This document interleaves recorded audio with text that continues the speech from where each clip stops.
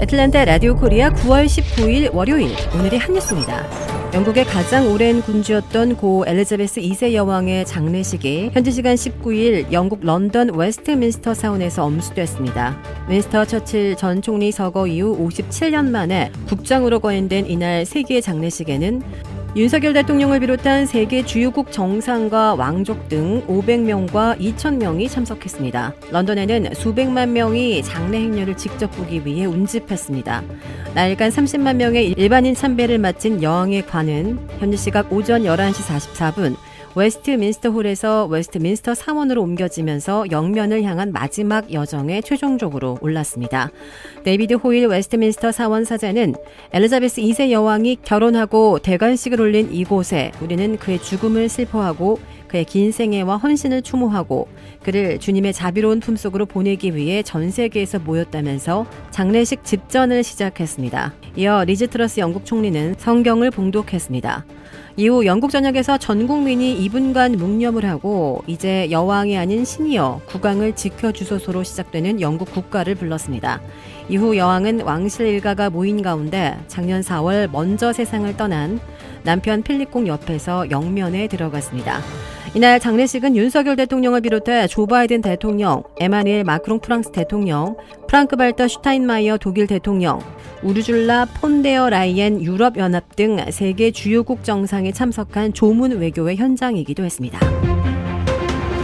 미국에서 7천만 명이나 받고 있는 사회보장연금의 월 지급액이 물가 급등을 반영해 2023년 새해에는 8.7%가 인상돼 평균 1,729달러를 지급받게 될 것으로 예상됩니다.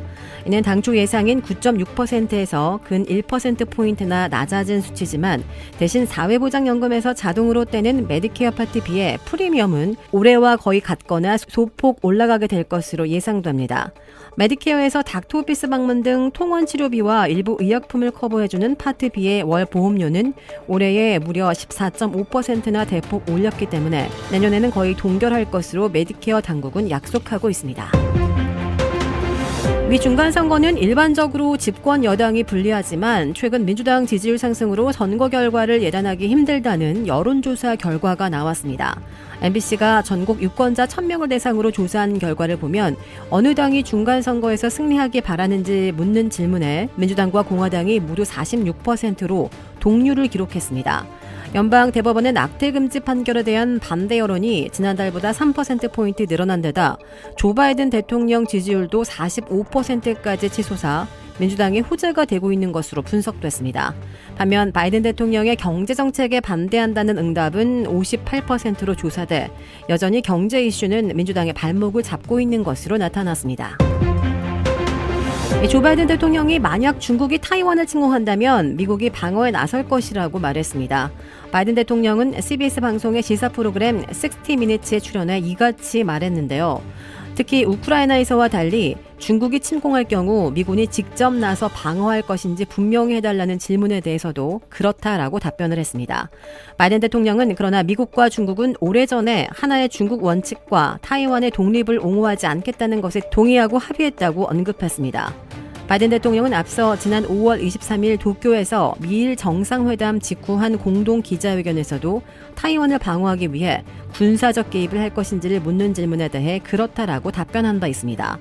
바이든 대통령은 당시 미국은 중국과 하나의 중국 정책에 합의했지만 타이완이 무력으로 점령될 수 있다는 생각은 적절하지 않다고 밝힌 바 있습니다. 한국 경찰은 서울 신당역 여자 화장실에서 스토킹하던 20대 여성 영무원을 살해한 혐의로 구속된 31세 전주환의 신상 정보를 오늘 공개했습니다.